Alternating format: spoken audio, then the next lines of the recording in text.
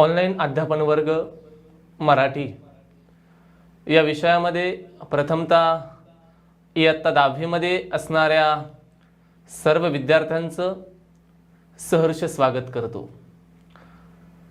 भारत या देशावर आलेलं कोरोनाचं जे काही संकट आहे यातून ग्रामीण भागातील विद्यार्थी हा शिक्षणापासून वंचित राहता कामा नये म्हणून आपल्या राज्याच्या शिक्षण मंत्री आदरणीय वर्षाताई गायकवाड यांनी ऑनलाईन अध्यापन ही शिक्षण पद्धती सुरू केली आणि खऱ्या अर्थाने विद्यार्थ्यांपर्यंत जाण्याचा हा एक सुंदर असा उपक्रम त्यांनी सुरू केला। या उपक्रमाची सुरुवात आज आम्ही या लेक्चरच्या माध्यमातून करणार आहोत। इयत्ता 10वी मध्ये असणारे जे काही गद्य विभाग, पद्य असेल, स्थूल वाचन, व्याकरण विभाग आणि उपयोजित लेखन यामधील आज आपण पद्य विभाग यामधील तू झालास मूक समाजाचा नायक या प्रस्तुत कवितेचे अध्यापन करणार आहोत। या कवितेचे लेखन कवी जयराम विठ्ठल पवार यांनी केलेले आहे।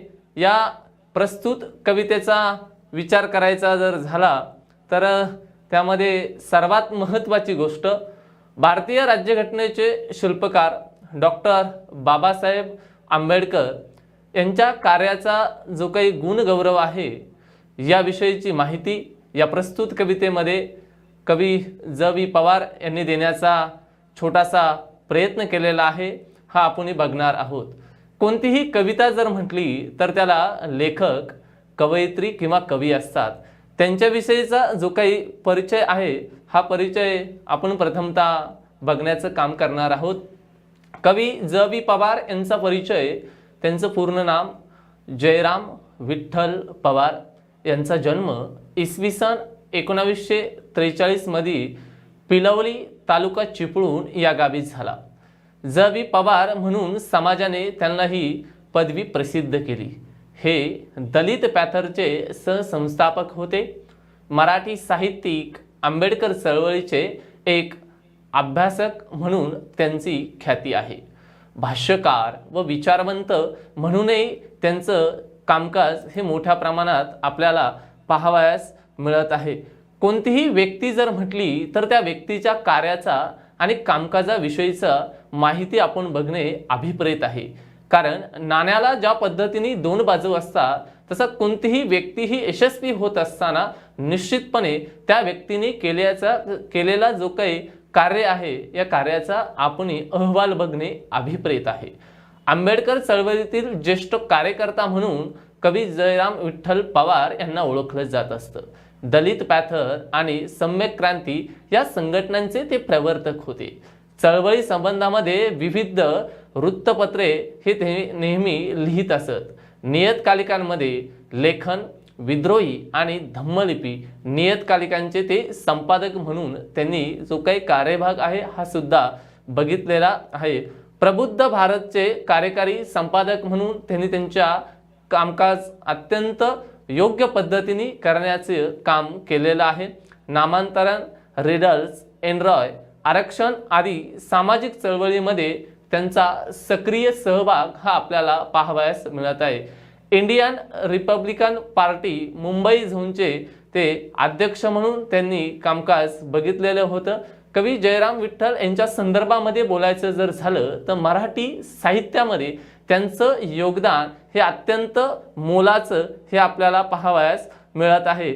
निश्चित त्यांच्या योगदाना संदर्भामध्ये आपण बऱ्याच गोष्टी ह्या बघण्याचं काम केलेलं आहे। आता आपण या कवितेची जी काही प्रस्तावना आहे ही कविता नेमकी कशाविषयी आहे, या कवितेचा नेमकी उद्देश काय आहे, आपल्याला नेमकी यातून कोणता संदेश प्राप्त होणार आहे याविषयीची माहिती आपण अभ्यासूया प्रस्तावनेच्या माध्यमातून। डॉक्टर बाबासाहेब आंबेडकर यांनी महाड येथे चवदार तळ्याचा जो काही सत्याग्रह केला त्या घटनेला 50 वर्ष पूर्ण झाली। त्या निमित्ताने डॉक्टर बाबासाहेब आंबेडकर यांचा गौरव केलेला आहे। 20 मार्च 1927 रोजी जे काही चौदार तळे येथे जो काही सत्याग्रह झाला, या सत्याग्रहाला 50 वर्ष पूर्ण झाल्यानंतर पुन्हा एकदा बाबासाहेब आंबेडकर यांनी केलेल्या कार्याविषयी निश्चितपणे कृतज्ञ राहावं म्हणून कवी जयराम विठ्ठल पवार यांनी या प्रस्तुत कवितेचं लेखन आपल्याला केलेलं पाहावयास मिळत आहे। या कवितेचा विचार करत असताना सर्वात महत्त्वाची गोष्ट यामध्ये सांगावीशी जर झाली तर निश्चितपणे या कवितेच्या माध्यमातून महाडचा जो काही सत्याग्रह झाला, हा महाड येथे झालेला सत्याग्रह रायगड जिल्ह्यातील महाड येथे झाला आणि चौदार तळ्यावर झाला। याचा महत्त्वाचा उद्देश एक होता का समाजामध्ये जो काही अस्पृश्य समाज म्हणून मानला जात होता, तर त्यांना पाणी पिण्याचा जो काही अधिकार नव्हता तो अधिकार मिळवून देण्याचं काम डॉक्टर बाबासाहेब आंबेडकर यांनी केलेलं आहे। कोणालाही जमणार नाही अशी क्रांती करून दावली, जातीयवादाला देऊन टक्कर चौदार ओंजळ भरून दावली। निसर्गा नियमाप्रमाणे पाणी आग विझवते, पण माझ्या डॉक्टर बाबासाहेब आंबेडकरांनी तर पाण्यालाच आग लावली, माझ्या डॉक्टर बाबासाहेब आंबेडकरांनी तर पाण्यालाच आग लावली।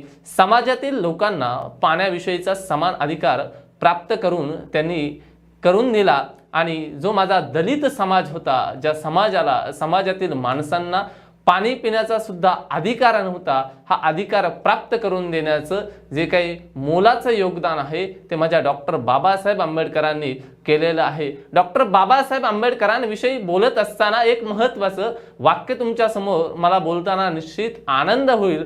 100 दिवस शेळी म्हणून जगण्यापेक्षा 1 दिवस वाघ होऊन जगा, कारण आयुष्य फार सुंदर आहे असं म्हणण्यापेक्षा स्वतःच आयुष्य सुंदर करण्याचा प्रयत्न करा, समाजासाठी काहीतरी करा। सर्व माणसं ही स्वतःसाठी जगतात, परंतु स्वतःसाठी जगता जगता जो माणूस समाजासाठी जगत असतो तो खरं काहीतरी एक समाजाचं आपल्यावर असणारं जे काही ऋण आहे हे फेडण्याचं काम डॉक्टर बाबासाहेब आंबेडकरांनी केलेलं पाहावयास मिळत असतं।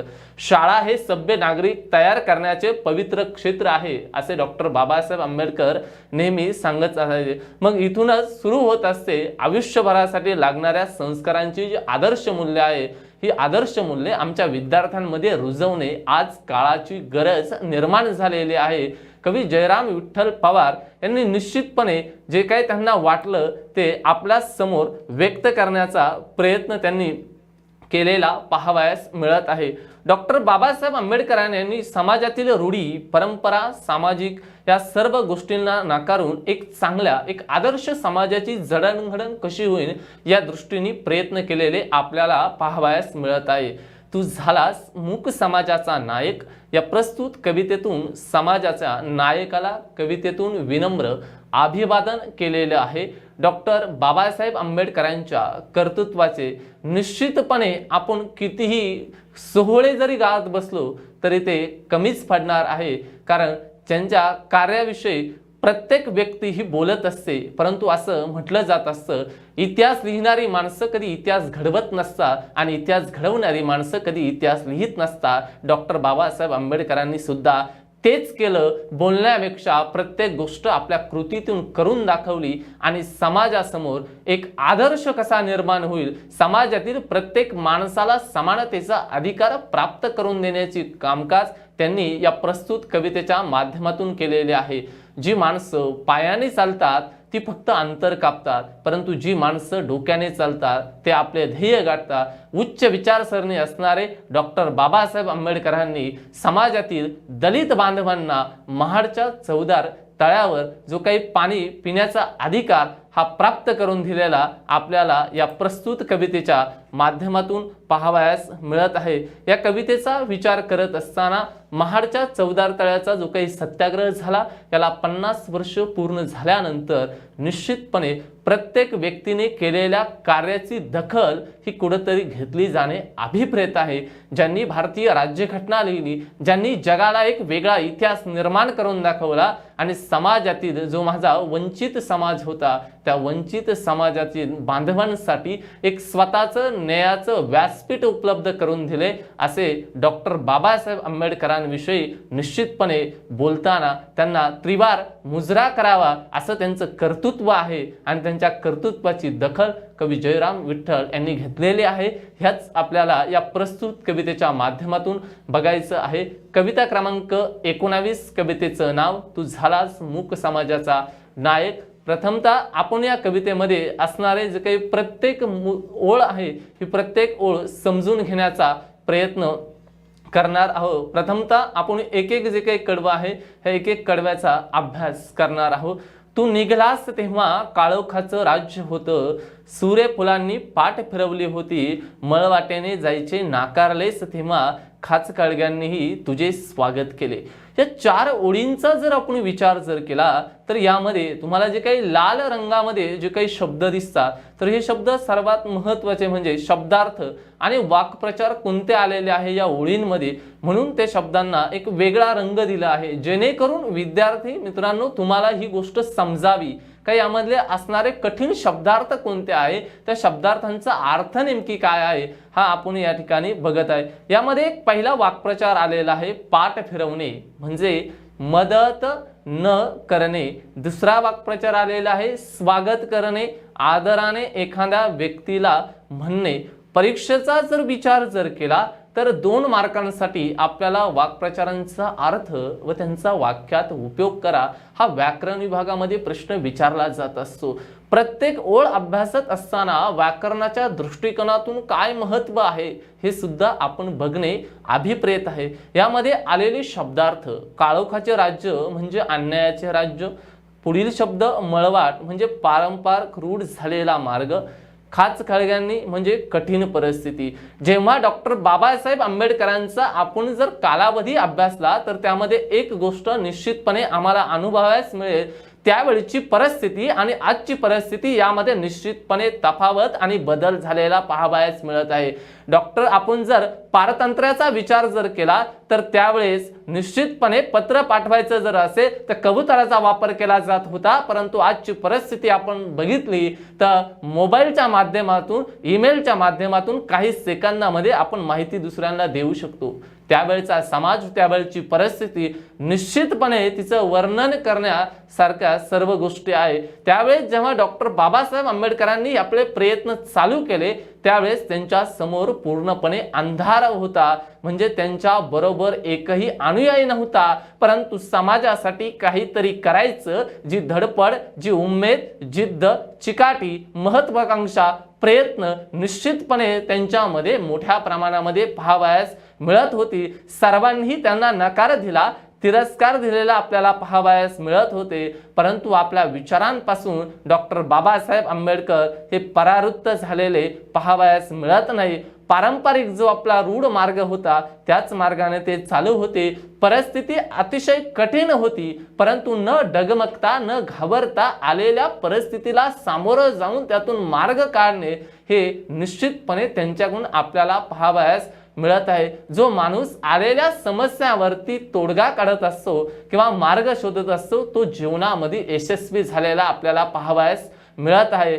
भारताचा जर विचार केला, भारतामधील महाराष्ट्र राज्याचा आपण थोडा वेळ विचार करूया का रोजगार हमीच्या कामावर जाणारे आर पाटील जे काय आहे ते या राज्याचे उपमुख्यमंत्री होऊ शकतात, ही अतिशय कौतुकास्पद गोष्ट आहे। कोणतीही गोष्ट करत असताना त्यावर रडत बसण्यापेक्षा त्यातून मार्ग काढणे कधी उपयुक्त ठरत असते। डॉक्टर बाबासाहेब आंबेडकरांनी सुद्धा तेच केलं। शून्यातूनही आयुष्य निर्माण करता येतं अशा अनेक उदाहरणं आपण बघितलेलं आहे। डॉक्टर बाबासाहेब आंबेडकरांच्या बाबतीमध्ये सुद्धा तेच झालेलं आहे। समाजामध्ये एक जो काही अन्याय होत होता हा कुठेतरी थांबवला पाहिजे आणि त्या दृष्टीने आता ठोस पावले उचलणे गरजेचे आहे। म्हणून डॉक्टर बाबासाहेब आंबेडकरांनी हा जो काही सुरू केलेला जो काही सत्याग्रह आहे हा सत्याग्रह आपल्याला या माध्यमातून पाहावयास मिळत आहे। पुढील ओळींचा आपण विचार करूया।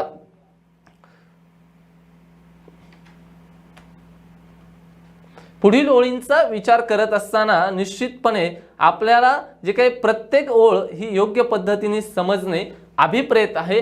तू झालास परिस्थितीवर स्वार आणि घडविलास नवा इतिहास, तू झालास मूक समाजाचा नायक आणि जागा केला उभा बहिष्कृत भारत। या ओळींचं जर आपण ऑब्झर्वेशन जर केलं, निरीक्षण केलं, तर निश्चितपणे फार मोठा भावार्थ यामध्ये दडलेला आहे हा आपल्याला पाहावयास मिळत आहे। परिस्थितीवर स्वार होणे म्हणजे जी काही परिस्थिती असेल त्या परिस्थितीवर मात करणे अभिप्रेत आहे। बहिष्कृत करणे म्हणजे वंचित करणे किंवा वाळीत टाकणे असा अर्थ आपण या ठिकाणी घेत असतो। त्यावेळेची जर परिस्थिती आपण जर बघितली, फार बिकट परिस्थिती होती समाजामध्ये। जर एखादं चांगलं काम करायचं असेल तर ते काम करत असताना फार कमी माणसं बरोबर येत असतात, परंतु एखादं जर वाईट काम जर असेल तर त्यासाठी लाखो जण आपल्या बरोबर असतात। एक साधं मराठीतील उदाहरण तुम्हाला देत असतो। कीर्तन जर असेल तर कीर्तनाच्या वेळेस गर्दी दिसणार नाही, परंतु तोच शब्द जर उलटा जर केला, नर्तकी जर असेल तर त्यावेळेस मात्र कुठेही पोस्टर लावायची गरज नाही, फार मोठ्या संख्येने तुम्ही सर्वजण उपस्थित राहत असता। डॉक्टर बाबासाहेबांचा विचार जर केला तर त्यावेळेस संघर्ष हा निर्माण झाला होता, परंतु साथ देणारी माणसं ही फार थोडी होती, परंतु न डगमगता न घाबरता त्या रस्त्यावरून त्या प्रवासावरून त्यांनी आपलं कामकाज हे चालूच करताना आपल्याला पाहावयास मिळत होतं। म्हणून त्याने एक नवा इतिहास घडवलेला होता, एक नवी ओळख समाजापुढे निर्माण करण्याचं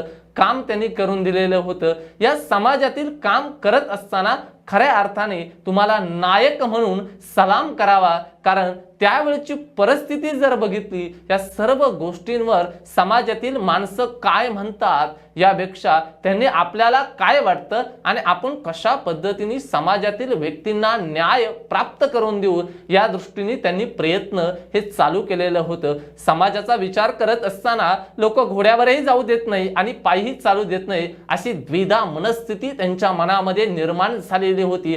प्रत्येकाने त्यांना बहिष्कृत केलेलं होतं, म्हणजे वंचित म्हणून त्यांना एक वेगळं टाकलं होतं, परंतु न घाबरता न डगमगता त्यांनी आपलं कामकाज हे सुरूच ठेवलेलं होती। परिस्थिती माणसाला कधी बदलतही नसते आणि परिस्थिती माणसाला कधी घडवतही नसते। माणूस हा परिस्थिती बदलत असतो आणि माणूसही परिस्थिती घडवत असतो, हा निश्चितपणे प्रत्येकाने लक्षात ठेवणे अभिप्रेत आहे। वेळेचा सदुपयोग प्रत्येकाने आयुष्यामध्ये करणे गरजेचं आहे, कारण एकदा निघून गेलेली वेळ ही तुमच्यासाठी पुन्हा परत कधीच येत नसता। डॉक्टर बाबासाहेब आंबेडकर परिस्थितीवर रडत बसले नाही, समाज काय म्हणेल, माणसं काय म्हणतील, माझ्या जवळ कोण येत नाही असं न रडता न डगमगता जे काही करायचं आहे ते मला स्वतःलाच करायचं आहे। जन्म आणि मृत्यू यांच्या दरम्यानचं जे काही आयुष्य असतं याला जीवन असं म्हटलं जात असतं। जन्माच्या वेळेस आणि मृत्यूच्या वेळेस निश्चितपणे ही गोष्ट मी स्पष्टीकरण देईल। जेव्हा माणसाचा जन्म होत असतो तेव्हा निश्चितपणे त्याचे सोहळे गायले जात असतात आणि जेव्हा माणसाचा मृत्यू होत असतो तेव्हा निश्चितपणे त्याविषयी दुःख हे व्यक्त केलं जात असतं आणि माणूस जेव्हा अस्तित्वात नसतो ना, त्यानंतर त्या माणसाचे गोडवे गायला सुरुवात केली जात असते। डॉक्टर बाबासाहेब आंबेडकरांच्या बाबतीमध्ये सुद्धा तेच झालं। जोपर्यंत डॉक्टर बाबासाहेब आंबेडकर या विश्वामध्ये होते तोपर्यंत साथ देणारी माणसं ही कमी होती, परंतु त्यांनी आपल्या आयुष्यामध्ये जे जे माणसं आपल्या बरोबर आहे त्यांना एकत्रित केलं आणि निश्चितपणे जो काही संघर्ष होता हा संघर्ष पुढे नेण्याचं कामकाज त्यांनी केलेलं आहे। ही आपल्या सर्वांच्या दृष्टीने अत्यंत अभिमानाची अत्यंत कौतुकाची गोष्ट आपल्या सर्वांना म्हणावी लागणार आहे, कारण त्यांचा विचार करत असताना निश्चितपणे कोणतीही गोष्ट प्राप्त करायची असेल तर ती एका दिवसात कधीच आपल्याला मिळत नसते। त्यासाठी अनेक दिवस माणसांना संघर्ष करावा लागत असतो। आज आपण जर 1 किलो तूप खाल्लं आणि उद्या आपलं 50 किलो वजन वाढलं असं कधीच होत नाही। थेंबे थेंबे हे तळ साचत असतं। डॉक्टर बाबासाहेब आंबेडकरांनी सुद्धा तेच केलेलं आपल्याला पाहावयास मिळत आहे। तू फुंकलेस रणशिंग आघात ज्ञानाच्या बळावर, तू तोडल्यास गुलामांच्या पायातल्या बेड्या आणि केलेच उभे चौदार तळ्याच्या काठावर, युद्धात जवानांना उभे करावे।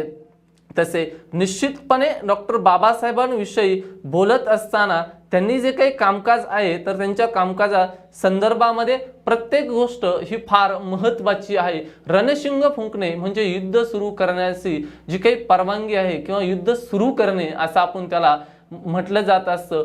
बेड्या म्हणजे आपण जर बघितलं तर बेड्या म्हणजे साखळ्यांनी त्या ठिकाणी जखडणे। जवानांना म्हणजे जे काही माझे सैनिक आहे किंवा आपण त्यांना सीमेवर जे काही कामकाज करत असतात, देशाचं रक्षण करत असतात, त्यांना आपण जवान असं म्हटलं जात असतं. जेव्हा या सर्व गोष्टींचा विचार करत असताना ज्या पद्धतीने एखादा आत्ताची परिस्थिती आपण जर बघितली, भारत आणि चीन यांच्यामध्ये कधी युद्ध होईल हे सांगता येत नाही. फक्त एकदा इशारा दिला तर कधीही युद्ध होऊ शकतं. परंतु डॉक्टर बाबासाहेब आंबेडकरांनी स्वतःच्या ज्ञानावर, स्वतःच्या बुद्धिमत्तेवर, स्वतःच्या कौशल्यावर जे काही करायचं आहे ते त्यांनी करण्याचं प्रयत्न केलेला आहे. जे की कितीही तत्वचिंतक असतील पण त्यांच्या समोर डॉक्टर बाबासाहेब आंबेडकर हे कायदे पंडित पण होतं हे तुम्हाला माहीत असणे अभिप्रेत आहे. त्यांनी निश्चितपणे जे काही कायद्याच्या माध्यमातून ज्या ज्या गोष्टी प्राप्त करायच्या होत्या त्या सर्व गोष्टी त्यांनी प्राप्त केलेल्या आपल्याला पाहावयास मिळत आहे. या सर्व गोष्टींचा विचार करत असताना यामधून एक गोष्ट आम्हाला समजण्यास मदत होत असते का आम्ही त्या गोष्टीचा विचार न करता आज आम्ही जे काही वंचित आहोत असं न मानता समाजापुढे निश्चितपणे आम्ही यातून स्वातंत्र्य होणं गरजेचं आहे. आजही त्या ठिकाणी 15 ऑगस्ट 1947ला भारत स्वतंत्र झाला असं आपण म्हणतो, पण खऱ्या अर्थाने आज आम्ही स्वतंत्र झालो आहे का? स्वतःच्या मनाला प्रश्न विचारा आणि त्याचं उत्तर काय येतं हे तुम्ही शोधण्याचं काम करणे अभिप्रेत आहे. आजही असं म्हटलं जात असतं का जोपर्यंत शेतकरी हा माझा शेतामध्ये काबाड कष्ट करत आहे तोपर्यंत आम्हाला 2 वेळचं अन्न मिळणार आहे, आणि जोपर्यंत या देशाचे जवान हे सीमेवर त्या ठिकाणी कार्यरत असणार आहे तोपर्यंत आम्ही सुरक्षित राहणार आहे. म्हणून शेतकऱ्याला आणि जवानाला कधी आयुष्यामध्ये विसरू नका हे त्या काळात सुद्धा डॉक्टर बाबासाहेब आंबेडकरांनी आम्हाला सांगितलेलं होतं. परंतु काळ बदलला, प्रत्येक जण म्हणतं यंग जनरेशन आलं, परंतु यंग जनरेशन म्हणजे नेमकं काय बदल झाला हेच त्या ठिकाणी आज अभ्यासनाची पुन्हा एकदा गरज आहे असंच म्हणावे लागेल. त्यावेळेस निश्चितपणे महाडच्या चौदार तळ्यावरती कुणालाही उभं राहण्याचा अधिकार माझ्या दलित बांधवांना नव्हता, परंतु ज्या पद्धतीने युद्धामध्ये सर्व सैनिक सीमेवरती उभे राहावे एका रांगेमध्ये त्याच पद्धतीने डॉक्टर बाबासाहेब आंबेडकरांनी महाडचं जे काही चौदार तळ होतं या ठिकाणी सर्व माझ्या दलित बांधवांना उभं केलं, आणि त्यातून एक जो काही संघर्ष होता हा संघर्ष मोठ्या अर्थाने पुढे जाण्यासाठी जी काही प्रेरणा होती ही प्रेरणा आपल्याला त्यांच्या माध्यमातून पाहावयास मिळत आहे. या पुढील ओळी आपण बघूया. पुढील ओळींमध्ये जो काय आहे, तुझे शब्द जसे की महाकाव्ये तुझ्या पायाजवळून गळून पडावीत, तुझा संघर्ष असा की काठ्यांच्या संगिनी व्हाव्या, तुझ्या डरकाळीने हादरलं आकाश, डचमळली पृथ्वी, आणि बघता बघता चौदार तळ्याला आग लागली, बघता बघता चौदार तळ्याला आग लागली. या प्रस्तुत ओळींचा आपण जर विचार केला तर यामध्ये आलेले जे काही वाक्प्रचार असेल, शब्दार्थ असेल, प्रत्यय घटित शब्द असेल, उपसर्ग घटित शब्द असेल, व्याकरणाच्या दृष्टिकोनातून आलेल्या महत्त्वाच्या गोष्टी प्रथमतः आपण बघूया. गळून पडणे म्हणजे निखळून पडणे, आलेले शब्दार्थ संगिनी म्हणजे बंदुका, डचमळली म्हणजे डळमळीत झाली. तुझ्या शब्दांमध्ये इतकं वर्चस्व त्या ठिकाणी होतं असं म्हटलं जात असतं का शब्द बोलताना शब्दांना धार नको तर आधार असणे गरजेचं आहे, कारण धार असणारे शब्द माणसाचे मन कापत असतात आणि आधार असणारे शब्द माणसाचं मन हे जिंकण्याचं काम करत असतात. जे काही करायचं आहे ना ते डॉक्टर बाबासाहेबांनी आपल्या लेखणीच्या माध्यमातून केलेलं होतं. त्यांच्या शब्दांमध्ये इतकी शक्ती होती का समोरच्यानी जर वाचले तर निश्चितपणे त्याला घाम फुटेल, इतकी शब्दांमध्ये त्याची ताकद आपल्याला पाहावयास मिळत आहे. ज्या पद्धतीने ऋषी मुनींनी जे काही महाकाव्य असेल या महाकाव्यांमध्ये शब्दांना जितकं काही महत्त्व आहे त्यापेक्षाही डॉक्टर बाबासाहेब आंबेडकरांनी लिहिलेल्या शब्दांना सुद्धा तितकंच महत्त्व हे आपल्याला पाहावयास मिळत होते. जे काही सर्व ज्या काही गोष्टी असेल शब्दांच्या माध्यमातून जे काही विचार त्यांनी व्यक्त केलेले होते हे निश्चितपणे समाजातील प्रत्येक व्यक्तीला एक प्रेरणा देणारे होते. त्यातून प्रत्येकाचा एक आशेचा किरण हा निर्माण होणारा होता हे आपल्याला या माध्यमातून पाहावयास मिळत होते. अनेक जण आले आणि अनेक जण गेले, परंतु त्यांच्या पुढे फार माणसं टिकली नाही. याचं कारणच एक होतं, कारण स्वतःच्या लेखणीमध्ये असणारं जे काही वर्चस्व होतं हे वर्चस्व फार मोठ्या प्रमाणात आपल्याला पाहावयास मिळत आहे। काठ्यांच्या संगीने व्हाव्यात, म्हणजे ज्या पद्धतीने एखाद्या युद्धामध्ये काठी आणि बंदुकांचा वापर केला जात असतो, त्याच पद्धतीने डॉक्टर बाबासाहेब आंबेडकरांच्या शब्दाला इतकी धार होती का त्यांनी कोणत्याही एखादी गोष्ट जर लिखाण काम केलं किंवा व्यक्त जर केली तर निश्चितपणे त्यातून एक वेगळं वर्चस्व समाजामध्ये निर्माण झालेलं आपल्याला पाहावयास मिळत होतं। तुमच्या शब्दांना इतकी ताकद होती का आकाश आणि पृथ्वी सुद्धा त्या ठिकाणी डचमळली जायची, म्हणजे त्यांच्यामध्ये सुद्धा परिवर्तन होईल अशा पद्धतीची शब्दरचना असायची।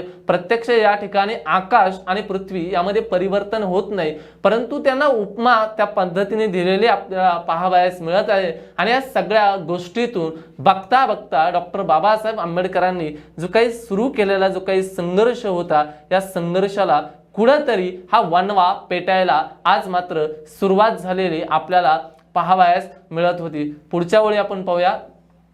आज 50 वर्षांनी अनुभवतोय सूर्यफुलं तुझं ध्यास घेतायत, बिगुल प्रतीक्षा करतोय चवदार तळ्याचं पाणी, तेही आता थंड झालंय, तेही आता थंड झाले। आज या सर्व गोष्टींचा विचार केल्यानंतर ध्यास घेणे म्हणजे एखाद्या गोष्टीची ओढ वाटणे, प्रतीक्षा करणे म्हणजे वाट बघणे, सूर्यफुले म्हणजे सुख समृद्धीचे जे काही प्रतीक असतात। आणि दुसरा अर्थ, आपण सर्व शेतकरी कुटुंबातील असाल तर एक गोष्ट आपल्याला माहिती आहे का शेतामध्ये सूर्यफूल हे सुद्धा पेरले जात असतात। सूर्याच्या दिशेने झुकलेलं जे फूल असतं याला सूर्यफूल असं म्हटलं जात असतं।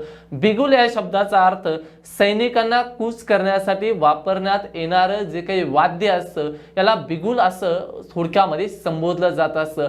आज या सत्याग्रहाला 50 वर्ष झाले आणि कवी जयराम विठ्ठल पवार म्हणतात, मी हे सगळं अनुभवलेलं आहे, जे जे झालं ते ते माझ्या डोळ्यांनी अनुभवलं आणि त्यासाठी अजूनही मी साक्ष द्यायला तयार आहे।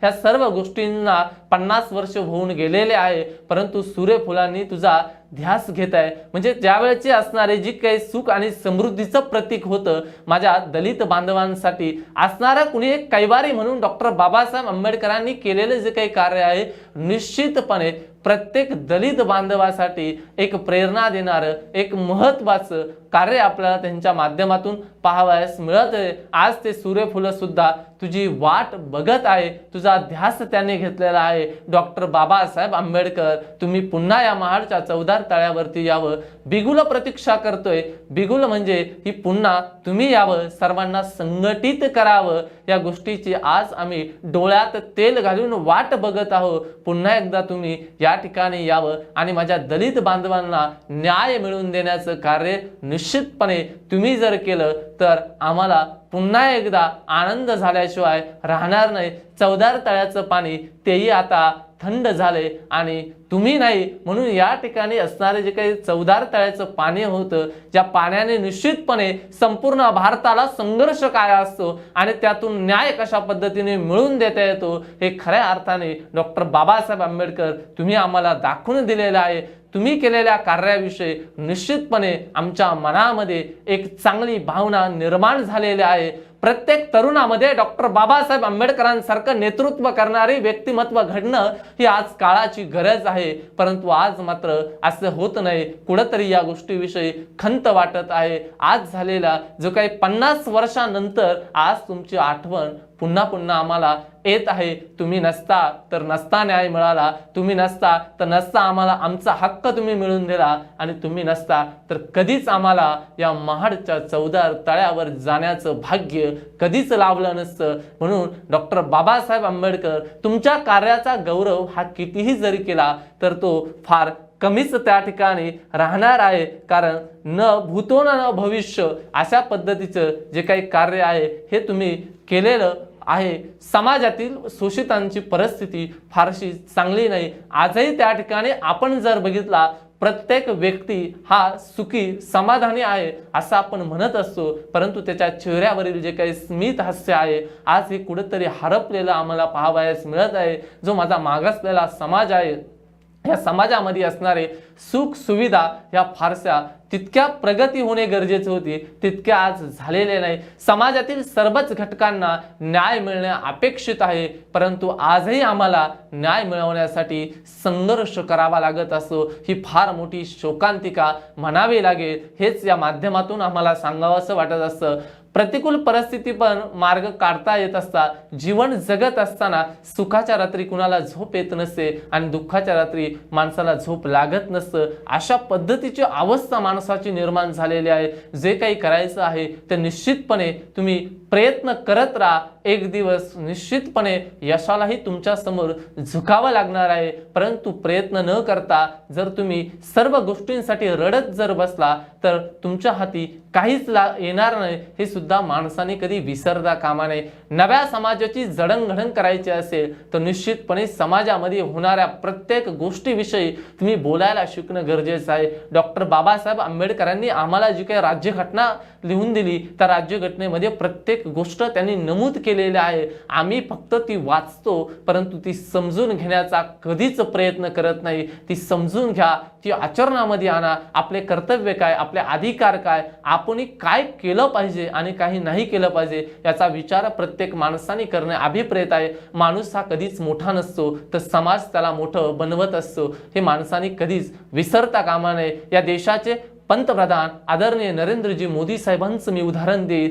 चहा विकणारी व्यक्ती एक या देशाचे जर पंतप्रधान होऊ शकते तर आम्हाला देवाने सर्व हात दिले, पाय दिले, डोळे दिले, सर्व काही आहे आम्हाला, मग आम्ही आमचा विकास का करू शकत नाही? यावरती सर्वात मोठं प्रश्नचिन्ह निर्माण होत असतं। शांतता आणि वीर रस या माध्यमातून ही कविता व्यक्त करण्याचा कवी जयराम विठ्ठल पवार यांनी प्रयत्न केलेला आपल्याला पाहावयास मिळत असतो। महामानवाला केलेलं अभिवादन या प्रस्तुत कवितेच्या माध्यमातून त्यांनी व्यक्त केलेलं आहे। डॉक्टर बाबासाहेब आंबेडकरांनी केलेला संघर्ष, केलेला त्याग आणि त्यातून निश्चितपणे ज्यांचं जे काही स्वप्न होतं ते स्वप्न खऱ्या अर्थाने पूर्ण झालं। आणि कोणतीही गोष्ट ही आपण करत असताना जे आपलं स्वप्न असतं ते स्वप्न पूर्ण झाल्यानंतर मिळणारा जो काही आनंद आहे हा आनंद गगनात न मावणारा असतो। डॉक्टर बाबासाहेब आंबेडकरांनी माझ्या दलित बांधवांसाठी केलेले जे काही कामकाज आहे त्याविषयी आज प्रत्येक दलित बांधव हा सुखी समाधानाने आपल्याला पाहावयास मिळत आहे। त्या दृष्टीने त्यांचा गौरव खऱ्या अर्थाने या प्रस्तुत कवितेच्या माध्यमातून आपल्याला झालेला पाहावयास मिळत आहे। या कवितेचा विचार करत असताना सर्वात महत्त्वाची गोष्ट का यातून समाजाचं नेमकी काय घेणे अभिप्रेत आहे। आजही समाजाने जे काही बुरसटलेले विचार आहे या विचारांपासून परावृत्त होणे गरजेचं आहे।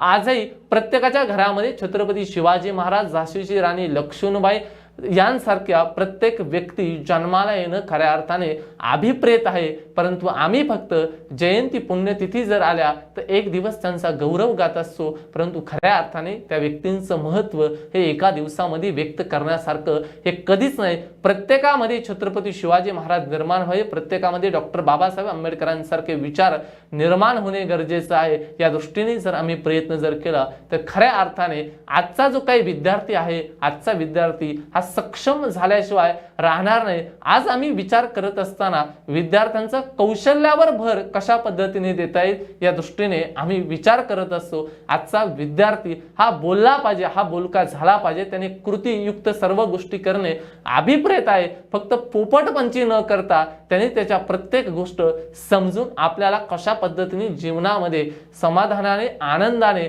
जगता येईल या दृष्टीने प्रत्येकाने प्रयत्न करणे अभिप्रेत आहे। हेच या प्रस्तुत कवितेच्या माध्यमातून आज आपल्याला कवी जयराम विठ्ठल पवार यांनी कविता क्रमांक 19 तू झाला मूक समाजाचा नायक या प्रस्तुत कवितेच्या माध्यमातून करून दिलेली पाहावयास मिळत आहे। धन्यवाद।